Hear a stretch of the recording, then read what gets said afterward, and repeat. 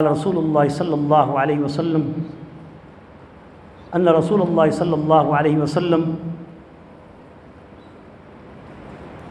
لم يكن يرفع يديه حتى يفرغ صلاته او كما قال علیہ الصلاۃ والسلام رواہ الطبرانی۔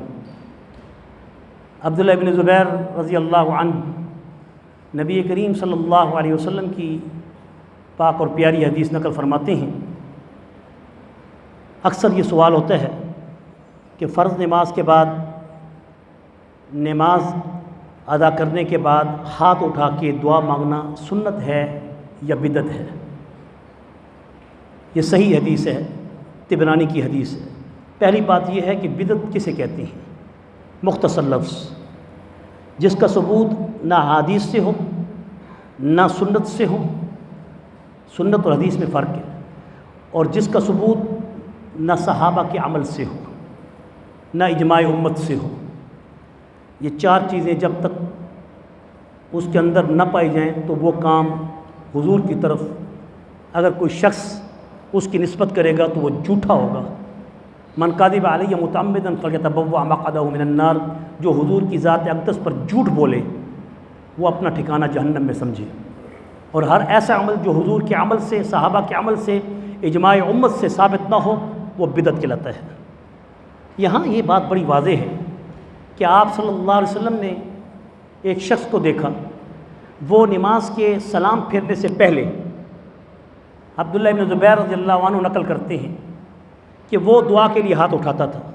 یہاں ہاتھ اٹھانے کی بات ہو رہی ہے کہ وہ نماز کے اندر جب اتحیات میں ابھی سلام اس نے نہیں پھیرا ہوتا تھا وہ ہاتھ اٹھا لیتا تھا دعا کے لیے۔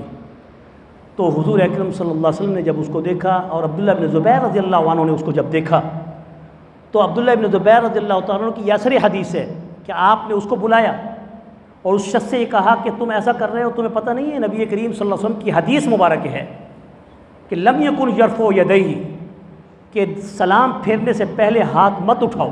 یہاں ہاتھ مت اٹھانا اور ہاتھ کا اٹھانا دونوں ثابت ہو رہا ہے۔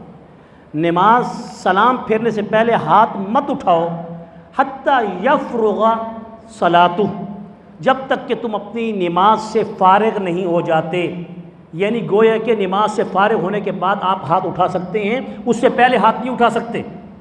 اب سوال یہ ہے کہ جو لوگ کہتے ہیں کہ ہاتھ اٹھانا منع ہے انہیں بھی خیال رکھنا چاہیے، اور جو فرض نماز کے بعد اجتماعی دعا کو ضروری سمجھتے ہیں انہیں بھی سمجھنا چاہیے۔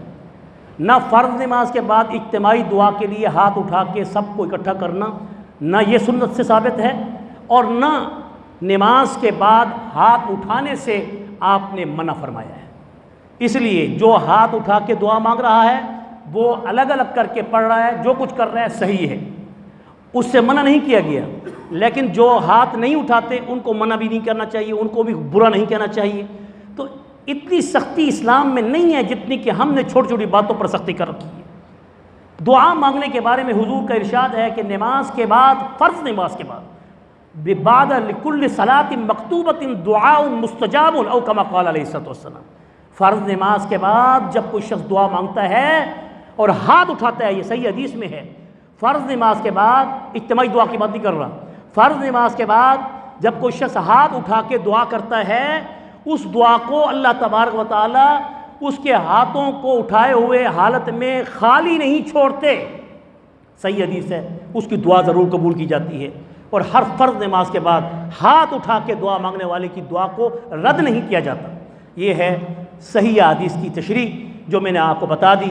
اس لیے سختی مت کیا کریں، جو ہاتھ اٹھاتے ہیں انہیں اٹھانے دیا کریں، اور جو نہیں اٹھاتے انہیں کچھ نہ کہا کریں۔ سنت سے اتنا ثابت ہے کہ نماز کے بعد ہاتھ اٹھا سکتے ہیں، مگر اجتماعی دعا کا ثبوت حدیث صحیحہ سے نہیں ہے۔ اللہ تعالیٰ سے دعا ہے اللہ تعالیٰ ہم سب کو صحیح معنی میں الدعاء مخ العبادہ کہ دعا مغز عبادت ہے، ہم سب کو اس پر عمل کرنے کی توفیق نصیب فرمائے۔ وصلی اللہ تعالیٰ علی خیر خلقہ محمد وعلی آلہ واصحابہ اجمعین برحمتک یا ارحم الراحمین۔